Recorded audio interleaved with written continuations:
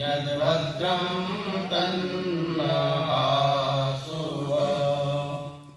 ॐ अग्ने भवतपदे व्रतं चरिष्यामि गच्छतेयं तन्मे राध्यताम् इदमहमन्त्रिता सत्यमुपैमि ॐ व्रतेन दीक्षामाप्नोति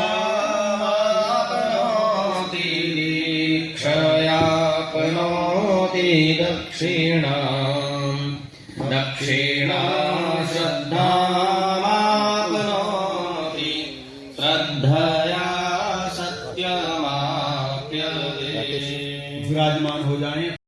वृषाणौ चित्रायिमा वृषभो पारयिष्णु तौ योक्षे प्रथम योग आगते ताभ्यां जितम् असुराणां स्वर्योम् ओम आसुः सुशानो वृषभो न भीमो गणागणाः शोभनश्चर्षणीनां संक्रन्दनो निमिष एकवीरः संसेना अजित्साकमिन्द्रो ओम संक्रन्दनेन निमिषेण जिष्णुना युत्कायोध्यश्चेन दृश्यवनेन धृष्णुना तदिन्द्रेण जयत तत्सहध्वमितो न स्वस्तेन वृष्णो ओम स इषु हस्तैः सनसिंहभिर्वसी संसृष्टासयन्द्रवणेनाः संसृष्टजित्सौभवाहुसर्जगृहप्रतीराभ्रस्तो विद्यास्तवीराः प्रवीराः सहस्रबाजी सर्वानुग्रह अभी वीरो स्वाहा ऐसे खींच लो।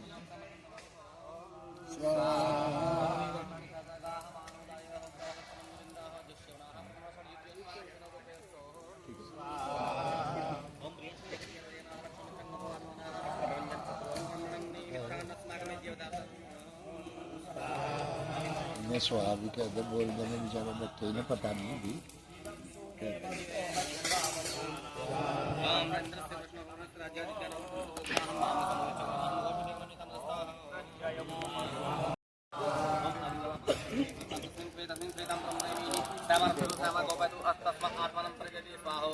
ओम वायुर्वान्तरिक्ष तस्याः दिशापातो तस्मिन् क्रियते तस्मिन् क्रियतां ब्रह्मैः श्यामरक्षतो श्यामगोपतो तस्मात्मर्दते स्वाहा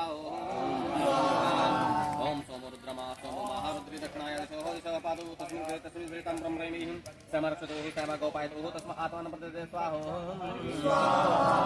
ओम वर्णमादित्यस्याः दिशो पातो तस्मिन् क्रमे तस्मिन् क्रियतां ब्रह्मैः श्यामरक्षतो श्यामगोपतो तस्मात्मर्दते स्वाहा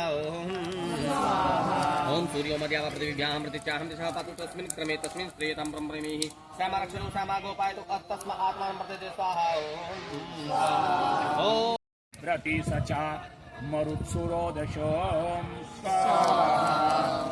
ओम तं वसर्ग रथे शुभं तनेवं पनश्युमाहुवे यस्मिन्तः सुजाता शुभगा मह्यते सचा मरुत्सुः नीलभूषणं ओम भूर्भुवस्वः तत्सवितुर्वरेण्यं भर्गो देवस्य धीमहि धियो यो न प्रचोदयात् स्वाहा ऋणन्तमग्रमोदये समत्सो ग्रन्थं वर्तनाय सञ्चितं जानो ओम सतसीता पुरुषा सत्राक्षा सत्रपात् तभूमि विचतो व्यक्तिवा चेति सतसंग्रोम स्वाहा देवी दंपति तीर्थभव्यं तदा मृत्युसीतानो इदं निरादिरोधो स्वाहा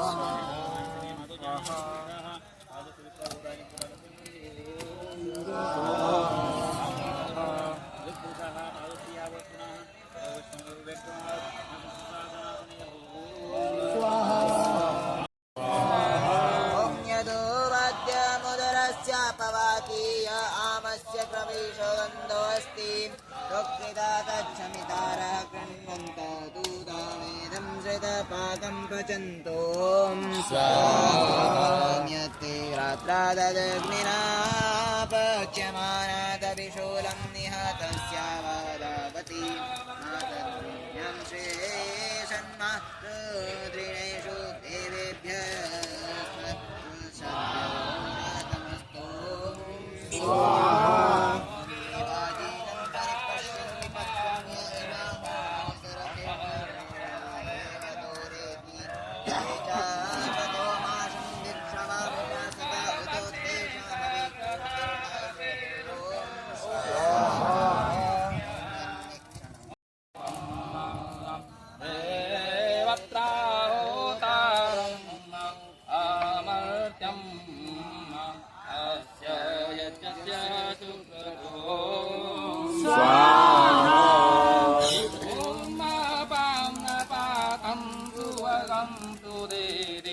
सुदेदे ते माग्ने मो श्रेष्ठसोचि सम्मासनो मित्रस्य वरुणस्यसो अपामासुन्नं यक्षते दिवो स्वाहा ॐ यामाग्ने प्रेषो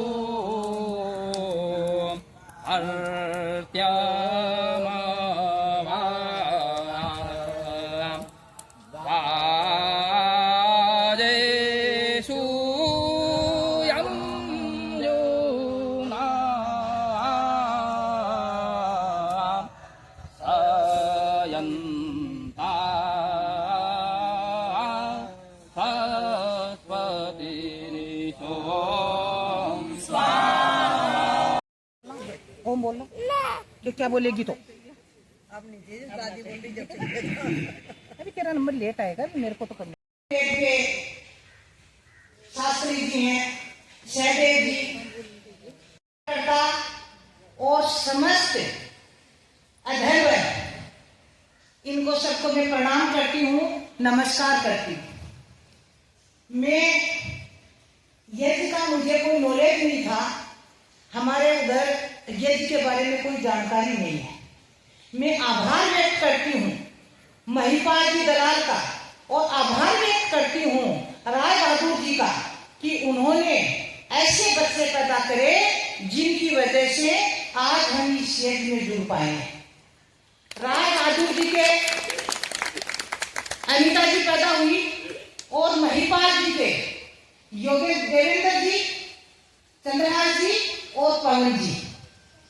मैं परम पिता परमात्मा से बहुत बहुत धन्यवाद देना चाहती हूँ कि उन्होंने हमें ऐसे समधी दिए जो हमारा आगे का रास्ता, मोक्ष का रास्ता प्राप्त होने का मार्ग दिखाया है। इतनी सुशील और सज्जन, इस वेद मंत्र के इसमें कहने की जरूरत नहीं है, इतनी सुशील और सज्जन और संस्कारी बच्ची हमें दी जो हमारी आने वाली 7 पीढ़ियों का उद्धार कर दे। पैसा कमाना, पद लेना, पोस्टें लेना कोई बड़ी बातें नहीं होती हैं। इन पोस्टों पे होने के बावजूद ये बच्ची, मेरी बेटी आंचल दलाल, जो आज इस यज्ञ के लिए इस तीर्थ को हम अपन सब लोगों को करवा रही है, ये बहुत बड़ी बात है। ना इधर चावल चावल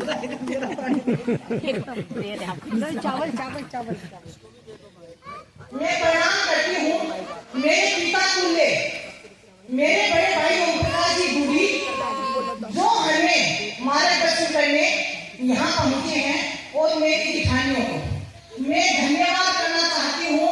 इस यज्ञ में पधारे हमारे गुप्ता जी को, हमारे चौहान साहब को, हमारे सारे आए हुए सम्मानित मेहमानों को कि इस प्रोग्राम की उन्होंने बहुत शानदार शोभा बढ़ाई और इस यज्ञ में बड़ा मग्न होकर आहुति दे रहे हैं, हमारा भी हौसला बढ़ा रहे हैं, जिनको ये पता नहीं था कि यज्ञ नाम किस चीज का होता है। इन सबको मैं प्रणाम करती हूँ, धन्यवाद देती हूँ और साधुवाद देती हूँ। मेरे अभी शास्त्री जी अपने अरविंद जी हैं, भाईचारे के बारे में बहुत बताते रहते हैं, ये बहुत जरूरी है। अगर भाईचारा नहीं रहा ना तो राष्ट्र की, देश की, परिवारों की स्थिति बहुत बुरी होने वाली है। मैंने प्रत्यक्ष में एक भाईचारे का देखा उदाहरण 2007 में। मैं वो प्रत्यक्ष बताऊंगी, वो कहानी नहीं है, हकीकत में प्रत्यक्ष में है। चिड़ावा तहसील की बात है।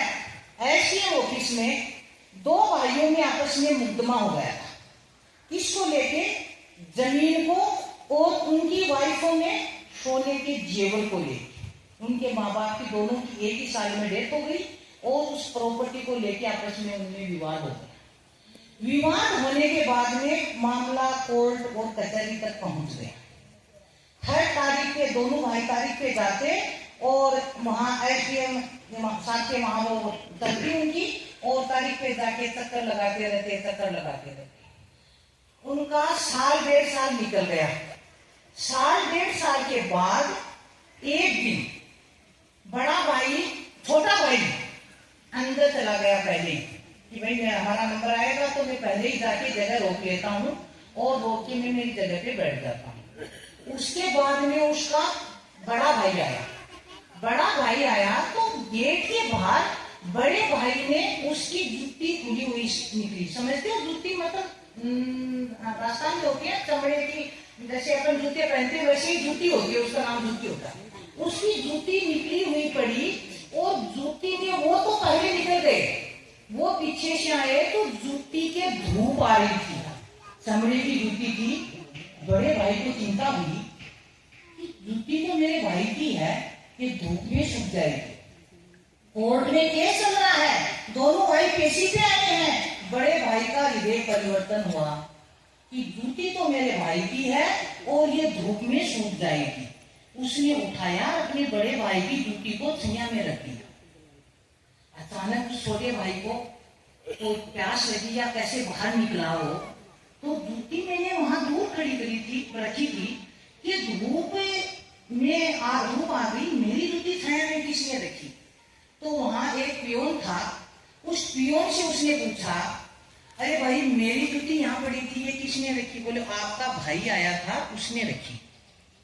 दोनों भाइयों का ऐसा हृदय परिवर्तन हुआ कि काई की जमीन और काई का केस, अपने तो 20 बीघा जमीन है और 20 बीघा जमीन के लिए अपन दोनों लड़ रहे हैं। दोनों भाई वहीं वकील को बुलाया, राजीनामा लिखा और दोनों गले मिले। गले मिलके दोनों भाई घर आए। घर आके अपनी अपनी पत्नियों से कहा कि ये मामला ये है। दोनों ने कहा हमें कोई जेवर नहीं चाहिए। आंखों देखी कहानी है। उसके बाद में दोनों भाई अलग हुए, वापिस एक हुए। एक चूल्हे पे रोटी खानी शुरू करी, एक चूल्हे पे रोटी खानी शुरू करके उन्होंने व्यापार करना शुरू करा। उनके मात्र 20 बीघा जमीन थी। आज मेरी जानकारी में उनके पास 160 बीघा जमीन है। दोनों भाइयों की एकता में दोनों के पास 107 बीघा जमीन आ गई। प्लस दोनों बहुओं के पास, जोरानी जिठानी के पास, हमारे उधर पेवटा होता है, एक पेवटा था उनके पास। आज उन्होंने हमेल भी बनवाई, बड़ा जेवर होता है राजस्थान में हमेल का, उन्होंने जेवर भी बनाई। तो कोई जरूरी नहीं है, मेरा कहने का मतलब है किसी के भी आपस में भाइयों के विवाद हो गया, ये जरूरी नहीं है कि अपन पीछे की बातों को याद करें। जब भी जग जाए, जब भी भाई को गले मिलाओगे, उस दिन निश्चित रूप से उस घर का उद्धार होगा, निश्चित रूप से उस परिवार का उद्धार होगा, उस गांव का होगा, उस स्टेट का होगा, उस देश का होगा। अगर देश में सब लोग भाई भाई के रहने लग जाएंगे तो ये निश्चित तय है कि देश का उद्धार होने में टाइम लगेगा। पर हम जैसे लोग जिनको चंद मोहरों की वो चाहिए, वो सबको गुमराह कर रहे हैं। जैसे हम जैसे लोगों को चंद मोहर चाहिए, उन मोहर के लिए मैं ये मंत्र नहीं है ये कहने के लिए इंडायरेक्ट बनाना चाह रही हूँ। उसके लिए भाई को भाई से लड़ाने, समाज को समाज से लड़ाने, परिवार को परिवार से लड़ाने, यहाँ ये भी संकल्प लेके जाएं। किसी भाई में विवाद है, जमीन प्रॉपर्टी कहाँ साथ लेके जानी है? साथ तो जो अपने यज्ञ में कर्म किया है, जो अपने कहीं कोई गौशाला में किया, कहीं कोई अनाथ आश्रम में किया, किसी जरूरतमंद को दिया, वो ही अपने साथ चलेगा। अपने साथ चाहे कितने ही बड़ी बड़ी गाड़ियां यूज कर लो, कितने ही बड़े बड़े आप महल में बंगले बना लो, साथ वो ही जाएगा जो अपने कर्म किए हैं। उन कर्मों के साथ अपने को मोक्ष होगा। इसलिए मैं बहुत लंबा नहीं बोल के छोटी सी बात कहना चाहती हूँ, जितना ज्यादा भाईचारा बढ़ेगा उतना अपने परिवार और राष्ट्र का विकास होगा। जय ओ